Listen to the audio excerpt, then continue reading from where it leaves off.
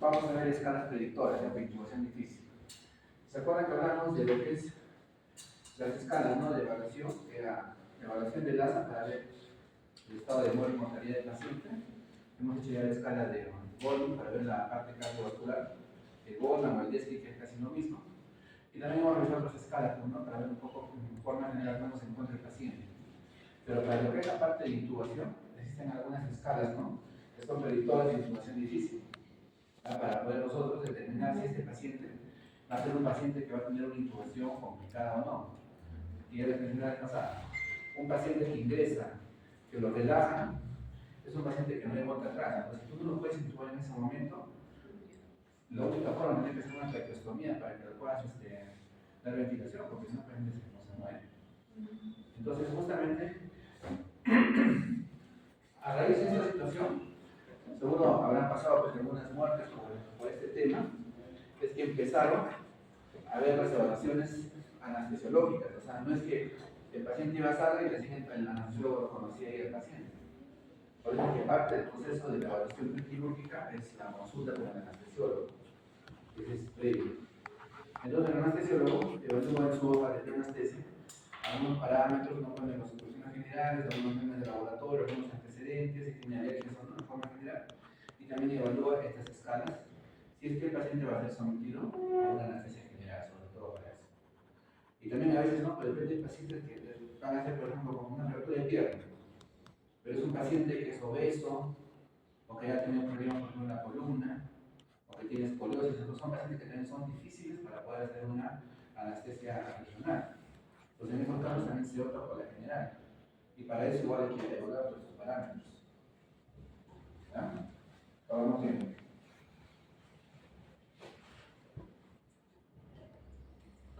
La evaluación de la vía aérea, se da un 30% de muertes justamente por la incapacidad de manejo de la vía aérea, ¿no? Entonces, depende por los problemas de la endoscopía, intubación difícil, intubación fallida y ventilación fallida. Y esos pueden ser algunos factores también. Por ejemplo, para ustedes, ¿qué factores ustedes se les imaginan que podrían ser, que podría haber alguna dificultad para una ventilación fallida? ¿Qué se les ocurre, no? Una obstrucción. ¿No? Una obstrucción. ¿Pero obstrucción con qué? Información. ¿Con qué se ¿Ah? Una decisión con una Deformidad.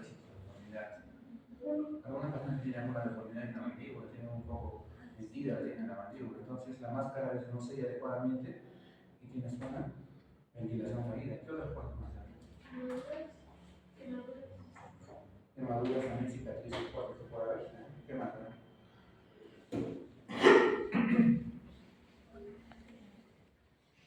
Tal vez que el paciente tenga un ERG muy ya crónico, se podría decir, ¿no? O sea, y que el esófago esté duro. Eso puede ser de repente para la endoscopía o una intubación. El exceso de barba, algunas personas tienen exceso de barba. Acá no hay mucho, ¿no? Pero bueno, en algunos lugares hay un exceso de barba y eso también dificulta que haya un buen sello. O sea, para que se produzca una. Ustedes no sé si han visto alguna vez intubar a un paciente, el anestesiólogo trata de hacer una flexión hacia la parte posterior para nosotros enderezar la vía aérea. Coloca bien la máscara, pero tiene que estar bien sellada para poder lograr una buena ventilación. Entonces, esos factores que ustedes han mencionado son factores que dificultan justamente una buena ventilación. ¿Ya? Entonces, las definiciones de una vía aérea difícil es justamente eso, ¿no? Ventilación con máscara difícil por algún factor que pueda presentarse, ventilación con máscara difícil, la endoscopía difícil, la intubación traqueal difícil, por algún factor que vamos a ver ahora más adelante. No ventilación o no se puede intubar en esos pacientes. ¿Ya? Entonces,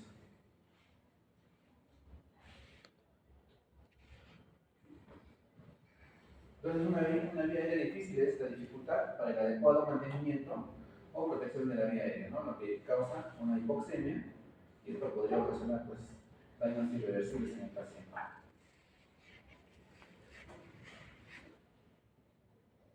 Ventilación con máscara difícil, por ejemplo, menciona que es la incapacidad para mantener la saturación de oxígeno adecuada con oxígeno al 100% por máscara facial. Puede haber un sello inadecuado, fobia excesiva, asistencia excesiva del paciente, algunos de los factores que puedan ser, ¿no? Ventilación con máscara difícil, existe una clasificación de Hans, ¿no? Que esta bueno, no es tan práctica esta situación. Ventilación con máscara difícil, por ejemplo, dice, no, la relación con intubación difícil aumenta 2 veces su riesgo. Hay una ventilación inadecuada, puede haber una lesión por hipoxia, después también puede haber una presión ocular, nariz, labio, lesiones nerviosas, depende también por el exceso de presión que tú le puedes poner a la máscara, puedes ocasionar lesiones nerviosas en la cara, tanto en los labios como en la nariz, como en los ojos. Y el MOANS, ¿no? Por ejemplo, el MOANS son una mnemotecnia que se usa. Por ejemplo, el sello, ¿no? Deformidades faciales. En el sello de la máscara, por deformidades faciales, exceso de barba, puede haber una falla en el sello de la máscara para que sea adecuado. La obesidad, por ejemplo, obstrucción de la vía aérea superior. Ustedes han visto generalmente las personas que son obesas mórbidas, ¿ah? Estamos hablando de un obeso mórbido. A veces no tienen cuello. No tienen cuello. O sea, tienen el cuello muy corto. Entonces, estos pacientes tienen esa dificultad. Entonces, la edad, ¿no? Mayor de 55 años también es un factor de riesgo. El edéntulo también es otro factor de riesgo. Ya sea, sobre todo las personas ancianas, ¿no? Entonces, las personas ancianas usan prótesis, ¿no? A veces fijas o pueden ser removibles. Y el snort de la ronquidad, ¿no? Pacientes con apnea obstructiva del sueño que tienen factores de riesgo para una intubación inadecuada. Entonces, bueno, son algunos conceptos que se manejan para el tema de la ventilación con máscara difícil, ¿no?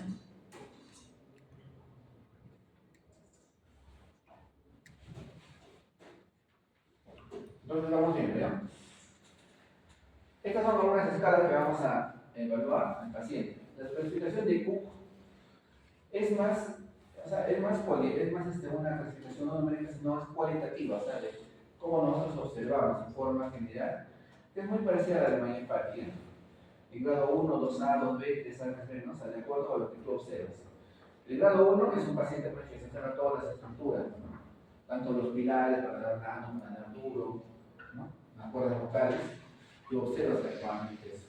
En el 2 tienes menos estructuras, igual, ¿no? Conforme va avanzando, la capacidad de ver estructuras ya no es un poco más complicada. Tú quieres hacer una laringoscopía y no observas, ni siquiera, o sea, no observas nada. El paladar está demasiado metido, no observas las cuerdas vocales, no observas el paladar, no, o sea, es una... Esta es la escala de Cook. Ahora, tenemos...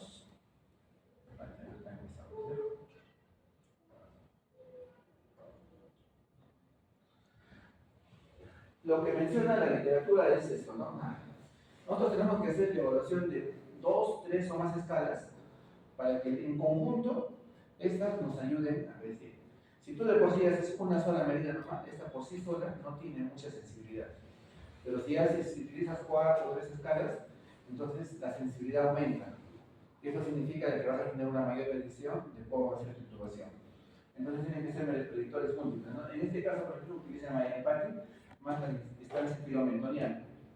Entonces, existe falla para ver la glotis, puede haber una distorsión laringea, distorsión traqueal, como pólipos traqueales, y estenosis de la vía aérea, ¿no? A veces en personas, por ejemplo, en esas personas que tú mencionabas, que tienen exceso de reflujo, a veces tienen quemaduras en estas zonas, y lógicamente hay una estenosis del esófago. Y esto ya distorsiona un poco la anatomía de esta zona y origina justamente dificultades para poder hacer una intubación. Todos estos factores, ¿eh?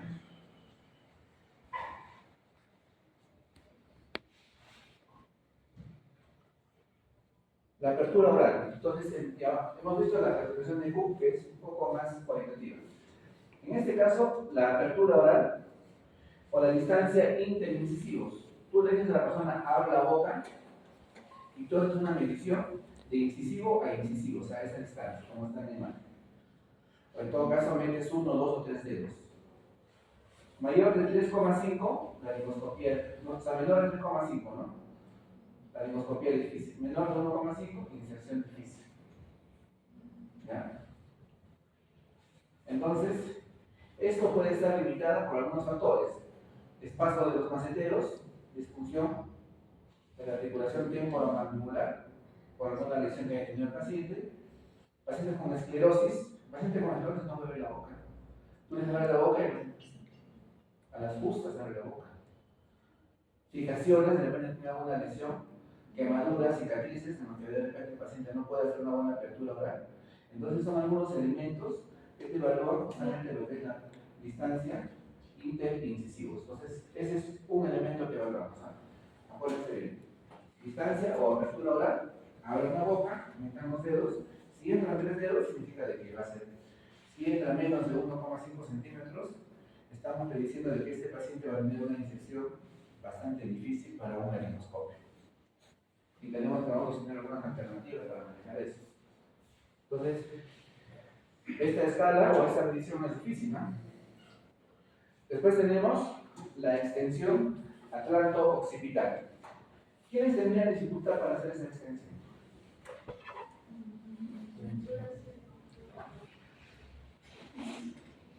¿Quiénes saben? De por sí, ya de entrada nomás, si tú eres una persona sí tiene dificultad para una flexión atlanto-occipital. ¿Cuello corto? Las personas ancianos.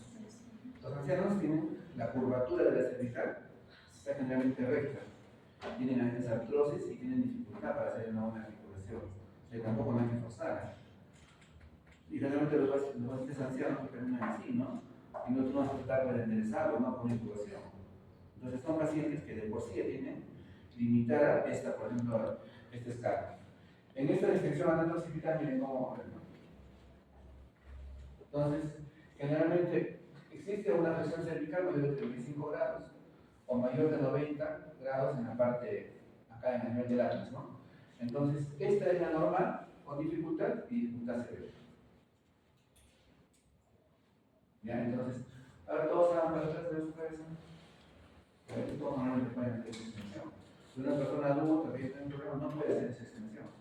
Entonces, ya son dos escalas: apertura oral y la extensión atlanto-occipital. No es difícil de evaluar esto, ¿no?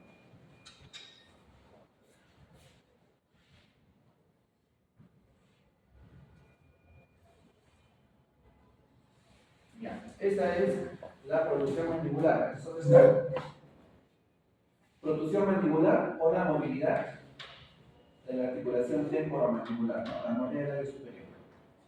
Es la capacidad para deslizar los incisivos inferiores sobre los superiores.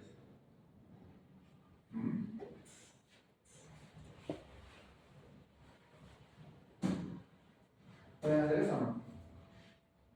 Los inferiores, ¿ah?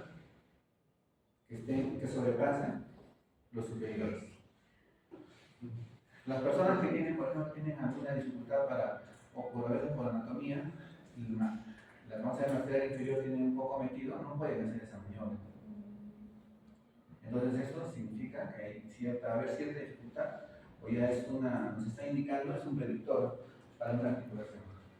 Sobrepasa, mira, la clase A sobrepasa a incisivos superiores, o sea que es lo normal, ¿ya? Alineados, solamente llega a alinearse, y en la C no alcanza los bordes de los incisivos superiores. Está metido esto, por ejemplo, está metido. Entonces, ahí está, el tipo A, B, C. Lo que normalmente vamos a hacer es esto.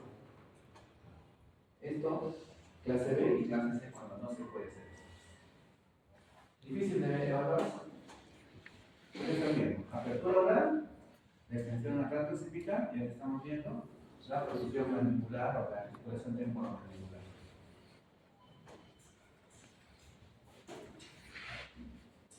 Acá tenemos el Mariampati, que es el más utilizado. Este es parecía, como decía, al inicial que hablamos de la de Cook. Cuando hablamos de esto, entonces, aquí tenemos las imágenes, ¿no? Y acá. En la primera, observamos el paladar blando, los pilares, la úvula, ¿ya? La úvula, ¿ya? El paladar blando, la pared posterior de la laringe y los pilares, ¿no? Entonces, estos son los pilares. observamos todo. Entonces, ese es un tipo 1. Incluso ustedes conocen la evaluación para evaluar a cualquier paciente con un problema respiratorio, con el batallismo pueden hacer eso. Y pueden ir un poquito, o sea, educando su cabeza para poder ver las estructuras que se observan. En la 2, el paladar blando hubo de pared posterior de la faringe. En el 3, solamente el paladar blando, no, aquí va a ser el óvulo. Y en el 4, el paladar blando es invisible. Y esto generalmente se da en pacientes de estatura corta, pacientes obesos. Entonces, otro predictor. Entonces, ya van 4. Ya van 4 predictores. Ya, esta es otra imagen de la mira del edificio. Ahora tenemos esta otra escala, que es la Partida-Reti o la distancia kilomentoniana. ¿Ya? La distancia kilomentoniana, o sea, del cartílago hasta el mentón, o la cantidad inferior. Entonces ustedes estiran, midan cuánto mide esto. ¿Cuánto es lo normal? Mayor de 6,5 centímetros. De 6 a 6,5, la dificultad media. Y de 3, menor de 6 centímetros, eso indica que va a ser una laringoscopia difícil. Y es igual, ¿no? O sea, ¿en qué pacientes se presentan? Pacientes con cuello corto, obesos, todos, que tienen casi las mismas características. Pero esta es otra escala. Distancia kilomentoniana. No es nada complicado, miren, acá está la imagen. ¿Ya? En tu cartílago hacia el borde inferior del maxilar inferior. Esta es la distancia esternomentoniana. Es desde el borde inferior del maxilar inferior hacia el esterno. Entonces ustedes evalúan esto. Clase 1 más de 13, de 12 a 13 es la 2, de 11 a 12 es la 3 y la clase 4 a menor de 13 centímetros.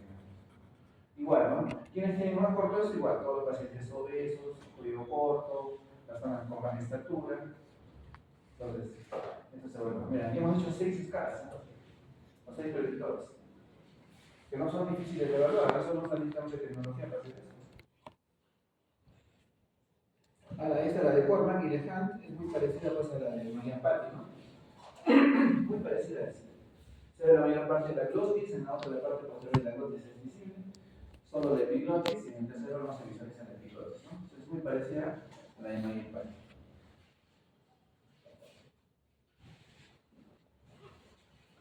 Entonces, como les mencionaba,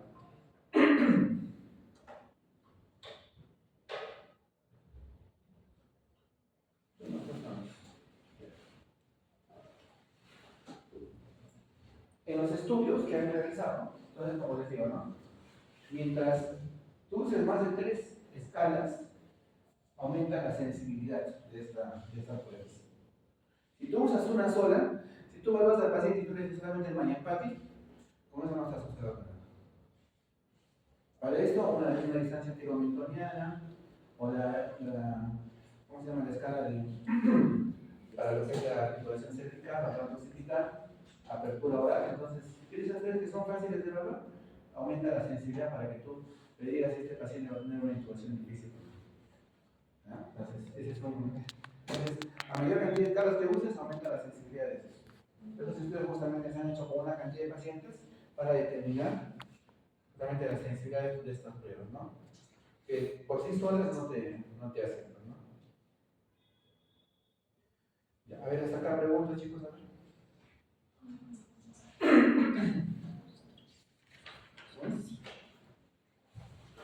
Doctor, entonces usted cómo recomendaría, pongamos que uno de nosotros como internos justo necesitamos evaluar justamente la dificultad, ¿no?, de la apertura ventilatoria. ¿Qué haríamos todos esas especificaciones? O sea, ¿usted nos recomendaría hacer todas? Mínimo 3 o 4. 3 o 4. Mínimo. Esta en las 6 o 7 no. Pero son fáciles de evaluar, no es fácil de evaluar. Son pacientes nada más, tú dices, a ver, por favor, presiona la cabeza y ya no está haciendo de que es una escala que frecuencia. Abre la boca. A ver, mueve los dientes. Ahí tiene, mira, en menos de 1 minuto se evaluó 3 escalas. Después hace la de kilomentoniana o la esternomentoniana. Ya acabó, son 5 escalas. Entonces, con eso, mira, o sea, no es cosa de otro mundo. Pero como digo, mínimo 3 o 4, no apenas sea menos tampoco. ¿Ya? ¿Alguien más? A ver, chicos. Pero por eso, esto vean en la hoja de clínica. Esto es lo que está estandarizado, porque yo creo que también Nixon también debe estar utilizando el formato de la central anestésica, en donde ustedes van a ver estas siglas, ¿no? Por ejemplo, apertura oral lo ponen como ahora. La DTM, distancia filometoniana, Mayan-Park, entonces ellos evalúan ahí rápidamente, en la hoja anestésica. Entonces ustedes evalúan eso, se chequeen esas hojas y comparen con el paciente. O sea, justamente para eso es la práctica, prácticamente para que ustedes vayan a perder el tiempo. Y la práctica tiene que, como digo, estar relacionada cuando uno está avanzando. ¿Ya? Entonces, ahora vamos a hablar un poco sobre consentimiento informado. ¿Eh? Vamos a hablar un poco de forma. ¿Por qué creen ustedes que es importante el consentimiento informado? ¿Por qué es importante esto? ¿O por qué ahora se está hablando tanto de consentimiento informado?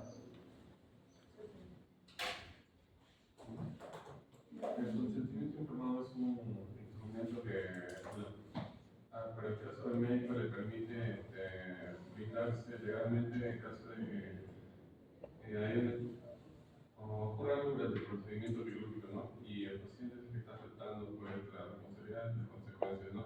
Pero en base a que se realice un buen procedimiento. O sea, para que tú le hagas el consentimiento informado al paciente o al familiar, tú tienes que haber evaluado al paciente. Entonces se supone con toda la evaluación que se ha hecho, ¿no? Historia clínica, anamnesis y laboratorio, entonces tú ya le has hecho el ASA, es un ASA, ya has hecho su evaluación del borde, has hecho el predictor, entonces tú con eso al paciente o al familiar tú le estás informando, primero sobre qué procedimiento le vas a hacer, segundo qué complicaciones puede haber sobre este procedimiento, tercero, en cuanto a su estado de salud que ya has encontrado un paciente, le puedes informar que existen muchos riesgos porque has encontrado tales cosas, tales cosas. Entonces tú le estás informando. Y el familiar está en la libertad de poder decidir si es que toma o acepta el procedimiento que tú le estás mencionando. Tú no puedes coaccionarlo. Entonces por eso es consentimiento. Consentir significa aceptar, pero de una manera informada. ¿Qué es lo que a veces no está hablando? A veces, por ejemplo, nosotros, y yo me incluyo, porque en algún momento de repente hemos cometido este error de cuando a veces informamos sobre determinada patología, a veces queremos informe de un paciente, a veces le decimos, ¿no? Por ejemplo, ayer por ejemplo hemos operado a una paciente de 78 años con una apendicitis complicada, y a veces le informamos, ¿no? ¿Sabe qué, señora? A la esposa o al hijo. Acabamos de operar a su familiar, lo que hemos encontrado es una peritonitis, ha estado necrosada la base del apéndice, se ha hecho un lavado de la cavidad, se ha colocado unos drenes y existe el alto riesgo de que pueda fiscalizar este paciente. ¿Tú crees que el paciente no entendió lo que he dicho? No entendió absolutamente nada. Entonces a veces cometemos unos errores, ¿no? Entonces de repente hablamos un poco con algunos tecnicismos y el familiar o la persona que no nos entiende absolutamente nada. Entonces, eso es lo que pasa. A mí también pasó igualito. Yo, por ejemplo, cuando mi abuelito estaba mal en Lima, yo me acerqué a Lima, estaba con un problema de obstrucción, ya tenía 96 años.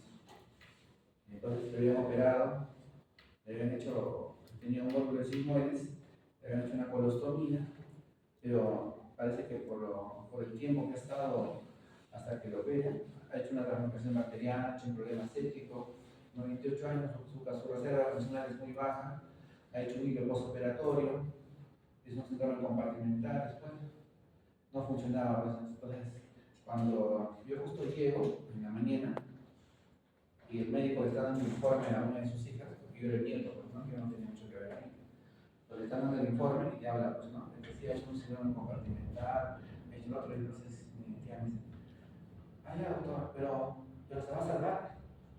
O sea, ya con todo lo que había hecho, al final que estaba pues, prácticamente muriendo, ¿no? Entonces ahí es donde yo más o menos me di cuenta de lo que estaba pasando. Y ahí yo después expliqué, pero no sé qué ha pasado esto, yo lo he entendido, pues no solo. Pero eso porque no nos entendemos, pero no todos entienden. Entonces hay que de repente ser un poquito más detallados y hablar con un poco de, con términos más sencillos que los más puedan entender, ¿no? Diferente que tú le digas a un paciente, ¿no? ¿Sabe qué, señora? Mire, lo que hemos encontrado ha sido bastante pus en la cavidad abdominal, que es una peritonitis. Se ha perforado el apéndice. El apéndice es una colita, ¿no? Entonces, normalmente se perfora en la parte superior, entonces se va a perforar en la base. Y como hemos colocado puntos en el intestino, esos puntos hay un riesgo de que puedan abrirse y sentir el contenido hacia la pared, por eso se deja un trencito. Entonces ya la persona ya entiende diferente, ¿no? Pero que tú le digas otras cosas no puede entender. Entonces, por eso, miren, hablando de consentimiento, miren, en el año 41, no hablamos de hace mucho, ni 100 años, solamente precisaba del consentimiento, bastaba el consentimiento del médico o de la persona que quede encargada de la parte de salud. Por ejemplo, ustedes saben que incluso en nuestras culturas anteriores, los sacerdotes y los médicos, o los que a veces le decían el clima, ¿no? Eran los de la realeza, ¿no? Entonces, por ejemplo, alguien estaba enfermo, venía donde el sacerdote, el chamán, el curandero, como quieran llamar en esos tiempos, que te evaluaba y te decía, ¿no? Hay que hacer esto. Y no te preguntaba, solamente te decía, hay que hacer esto y punto. Y el paciente se sometía a lo que el otro decía, ¿no? Entonces, esto era así. Hasta el año 41, mira, bastaba solamente el consentimiento tácito, nada más, no había mayor cosa. Pero después, en el periodo de 41-57, está marcado por este caso de este paciente, en que se procedió a la extirpación de un tumor, previa manifestación de un paciente en el sentido de que no quería ser operado. Este paciente no quería operarse, pero ellos, no, que se va a morir, entonces es un poco como que a la fuerza la han operado. A partir de la sentencia de este caso se podía considerar delito y negligencia el no poseer el consentimiento. Entonces, a partir de ahí empieza ya con esto del consentimiento, de que tenían que firmar o tenían que asesorar al paciente primero, pero informándole, ¿no? Entonces, y después subieron, ¿no? En el año 72, viene marcado por el caso Underwood, la experiencia en el que el paciente operado de una laminectomía, dice, se opera de una laminectomía y se cae de la cama, sufriendo una lesión de graves consecuencias. A partir de entonces, el médico debe extender su información a los pacientes en lo relativo a las limitaciones con que pueda quedar. O sea, si yo le digo, ¿no? ¿Sabes qué? Te vas a operar de una laminectomía, tendría que haber informado, ¿no? Tienes que movilizarte poco porque todavía tu sensibilidad va a estar un poco alterada. Pero de repente el paciente no escuchaba, no entendió, no le dijeron nada, se quiso movilizar y como no tenía fuerza, se cayó. Y eso le produjo graves consecuencias. Entonces, el valor relativo a limitaciones en las que pueda quedar, ¿no? Nuevos riesgos, género de vida que deben conservar y otros peligros. Entonces, a partir de eso, empezaron ya con esto del tema del consentimiento informado.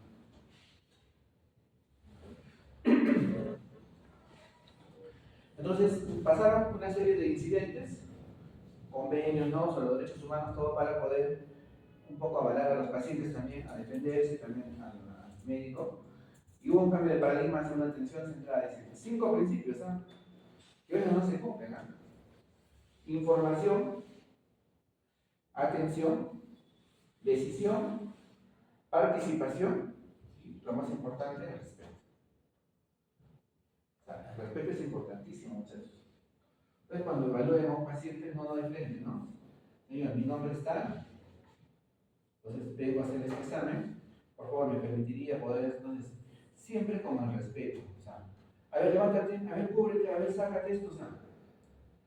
A ver, imagínense que estén 5 alumnos que estén haciendo una emergencia y el paciente venga por un sangrado fatal. A ver, señora, ponte de costado, a ver que todos te vean. ¿Te gustaría que te hagan lo mismo? Entonces, en esos casos siempre hay que ser un poquito más prudente, ¿no? ¿Saben que chicos no hay que salgan? O que se quede uno para que pueda observar, de repente no siempre conversar con el familiar, con el paciente. Puede que estar haciendo firmar una hoja de consentimiento para docencia. Hay algunos que no quieren, definitivamente no quieren. ¿Por qué? Porque a veces tienen demasiados alumnos, hay mucha carga de estudiantes, entonces también a veces es un poco cansado para el paciente. Entonces también tenemos que nosotros ver un poco, el paciente de por sí tiene una dolencia, y que a esto pues se le cargue otras cosas más, a veces no es lo más adecuado. Entonces tenemos que trabajar siempre basado en estos principios, muchachos. Entonces miren, ¿no? En español, consentir significa autorización o permiso para que se haga asentir. Informado, dar noticias de algo en la decisión inteligente. ¿Ya? Consentir, ¿eh? El término consentir es autorización o permiso para que se haga algo. ¿Ya?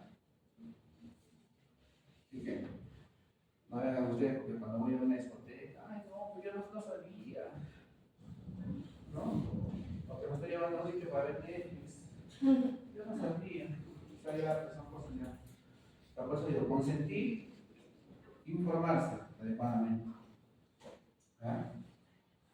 Decisión inteligente, muchachos.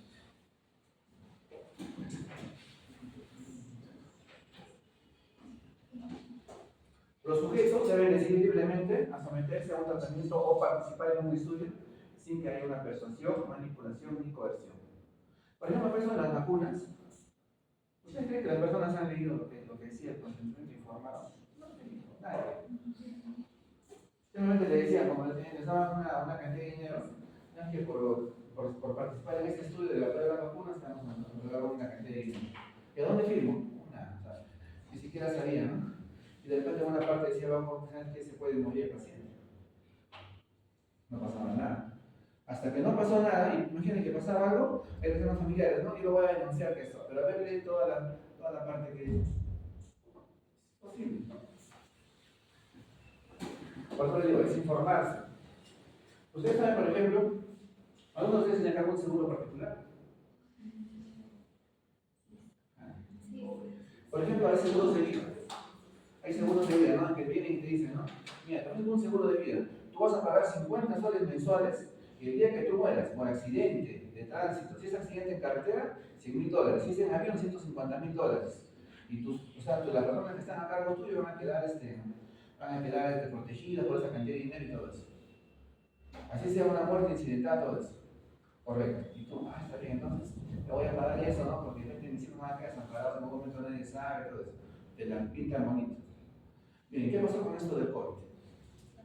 ¿Ustedes creen que los seguros han pagado los seguros? ¿Han pagado algo? ¿Por qué? Había un ítem que decía que no es válido para pandemias.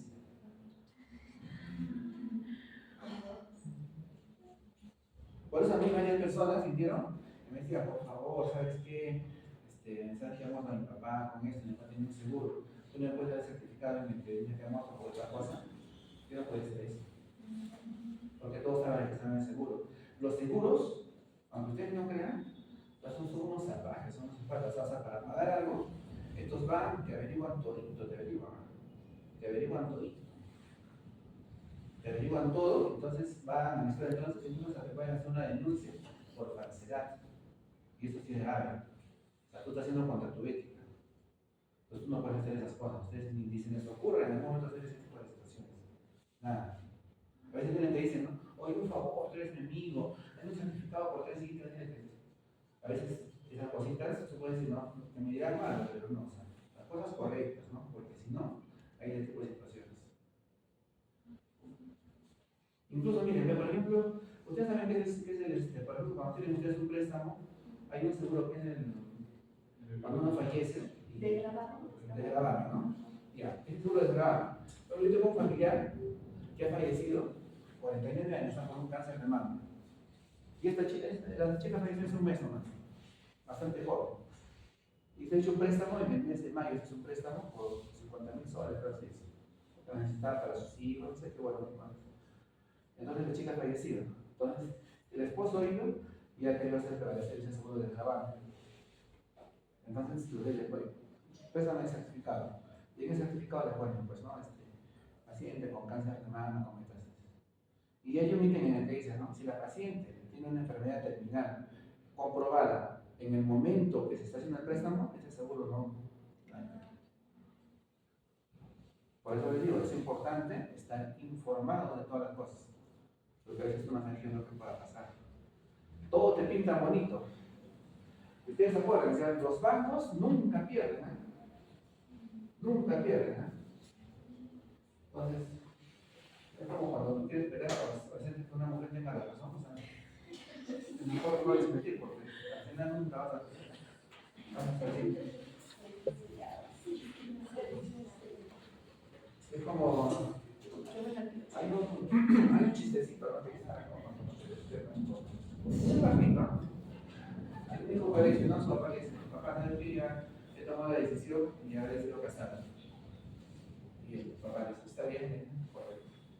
Pero primero pídeme perdón. Pero papá, si no he hecho nada, ¿qué te va a pedir perdón? No, primero pídeme perdón antes de que te cases. Pero papá, yo no he hecho nada, ¿por qué te vas a pedir perdón? No, primero pídeme perdón. Entonces, el hijo se fue, pues, ¿no? O sea, como aturdido, ¿no? Dice, yo no he hecho nada porque voy a decir a mi papá, ¿no? Entonces, a la semana vuelve con el papá y le dice, pero papá, bueno, sea poco pues arrepentido, ¿no? Bueno, de repente se estará acordando de todo lo que he hecho en mi infancia, todas las erradas que le he hecho a mi papá, todo eso, ¿no? Ah, bueno, papá, sabes que ya te pido perdón por todas las cosas que he hecho. Ahora te puedes casarte. Pero ¿puedes explicar por qué tienes que pedir perdón? Mira, el día que tú pides perdón sin haber hecho nada, ese día puedes casarte.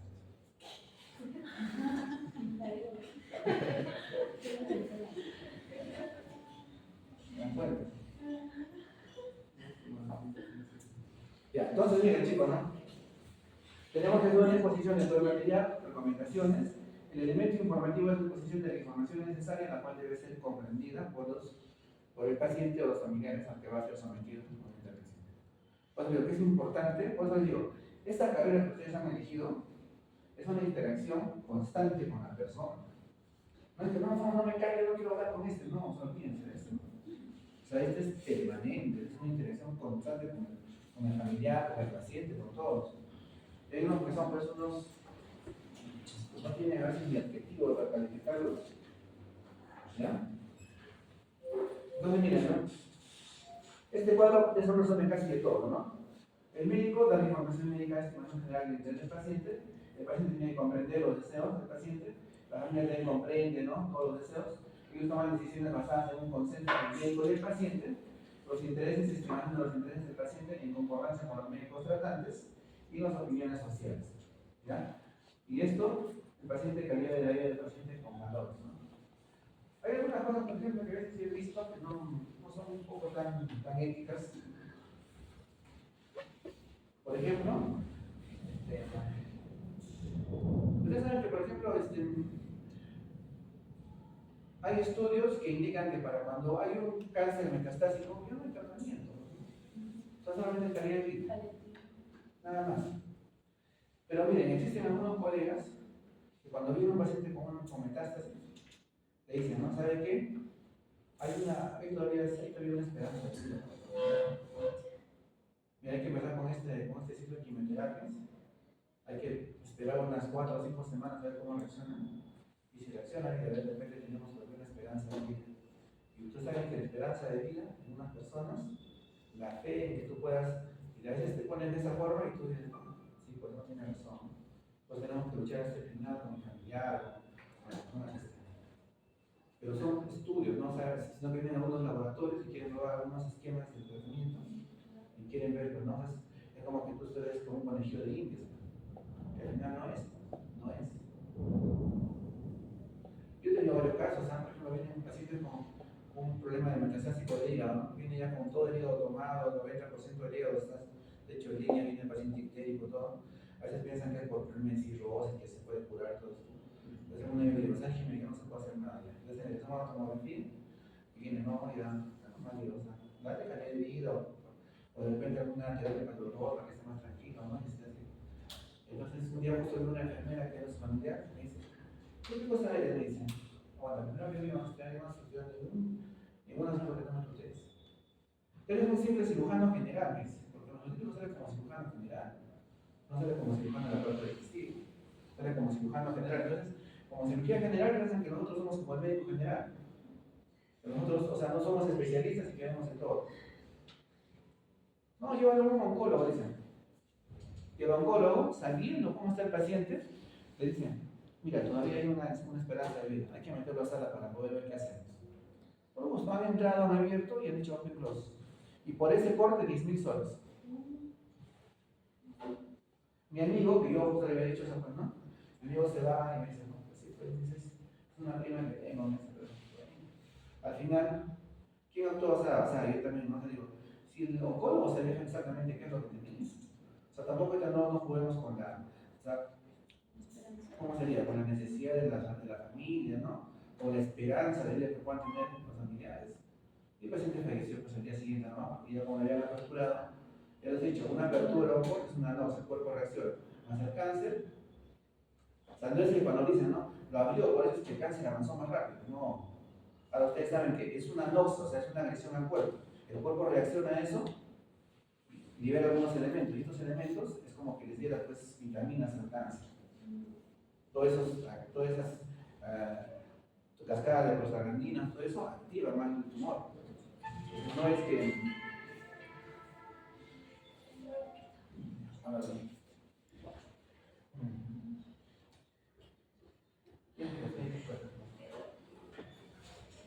Ya,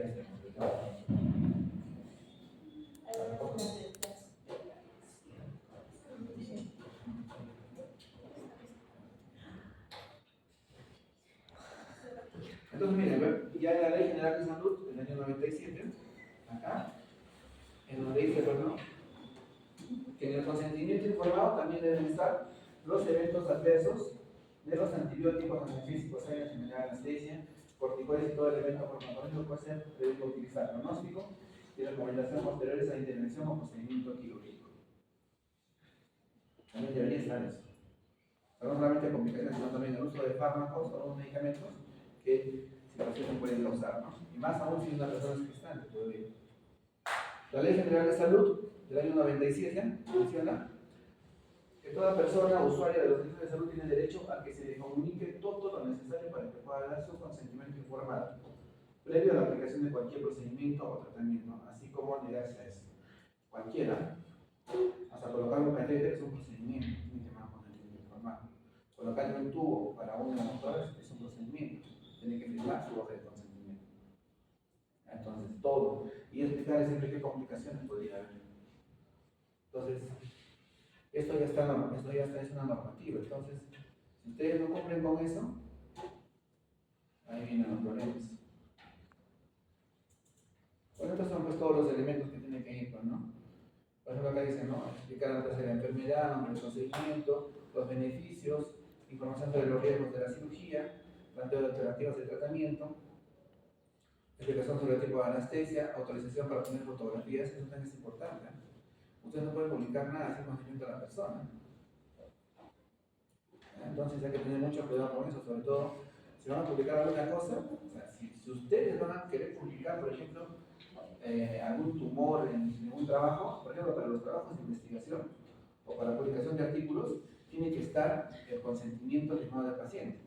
Lógicamente tú no vas a publicar con ningún dato ni calificar a nada, pero vas a publicar parte de lo que estás sacando, el tumor o el docente que estás haciendo. Entonces explicar al paciente que vas a publicar y que necesitas un consentimiento. No lógicamente le explicas qué es lo que vas a publicar. Y por lógica, o sea, yo pienso que también por una cuestión de respeto, tú deberías entregarle el artículo, no es el artículo que vamos a publicar, eso es lo que estamos publicando en usted. Entonces, eso debería ser una cuestión ya por respeto. ¿eh? La posibilidad de revocar el consentimiento, satisfacción del paciente para información, fecha y firma aclarada del médico, paciente, testigo si no quiere. ¿Ya? Ahora, son los formatos, ¿ya? De consentimiento informado. Bueno, ya han hecho algunos estudios en los que realmente pues, no se está cumpliendo con el... Han hecho un estudio en el que, miren, la calidad de consentimiento informado solamente es del 5.5%. Esto han hecho en calidad en registro, información y todo esto. O sea, han agarrado una cantidad de pacientes y les han dicho, pues, ¿no? O sea, ustedes les han hecho firmar el consentimiento, sí. Entonces, a ver una tabla. Les han informado de esto. Entonces, en cuanto a calidad de información, miren, ¿en qué estamos? O sea, no se está cumpliendo en más del 95%, casi 95%. O sea, no estamos haciendo un consentimiento, o sea, no estamos informando adecuadamente al paciente para que firme. O el paciente está sometiéndose a un procedimiento del cual de repente ni sabe exactamente qué es lo que le van a hacer.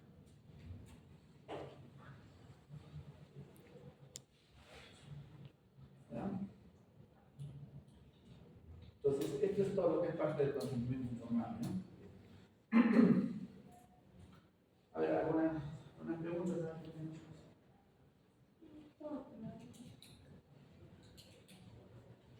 ¿Ya? Pues no se olviden, antes siempre es importante todo este tema del consentimiento, hablar con el paciente, informarle. Claro, también hay que ser un poco también claro, ¿no? O sea, si tú vas a informar a un paciente, tienes que decir, ya, yo le voy a informar, ya que estén las personas más indicadas, pero no tengo que estar 20 personas, ¿no? O sea, que estén ya. Si es un papá, ya los 3 hijos que estén ahí, ya es suficiente, ¿no? donde les hablas, les explicas, entonces, alguna duda que tengan, está todo correcto. Ahora yo les pregunto, por ejemplo, si viene un paciente, por ejemplo, un accidentado, ¿no? 40 años, chocado, llega de emergencia, tú lo evalúas y dices, este paciente tiene que entrar porque aparentemente tiene un trauma abdominal cerrado. El paciente está inconsciente, está intubado, no hay familiares, no hay nadie. ¿Quién viene a consultar esta información?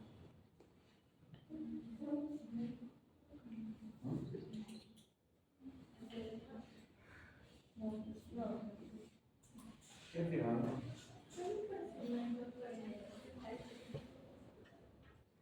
¿Qué persona?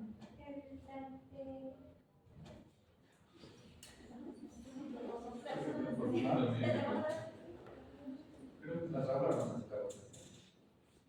no por punto médico, por punto. Ahí la cripto, se hace una muestra médica. Ahí siempre, en la guardia siempre hay un jefe de guardia. Baje el anestesiólogo, jefe de guardia, el cirujano, el operante, incluso siempre hay un efectivo policial que termina como testigo. Entonces se coloca, ¿no? El paciente viene en tal estado, requiere ingreso de emergencia o que se riesgo su vida, se ponen los diagnósticos, firman acá los médicos, están, y firman todos como un consentimiento informal. Eso es para salvarse de la parte general. Y eso tiene que ser así. Si no, tú dices, no te dicen, tú has entrado con ese paciente, ¿y con quién has consultado? Pero la paciente decía, morir, le explicas, no, pero ¿a quién más has consultado? Pero si hay 4 o 5 afirmaciones, dices si es un acto legal. Y eso te defiende de la sangre, lo que pueda pasar.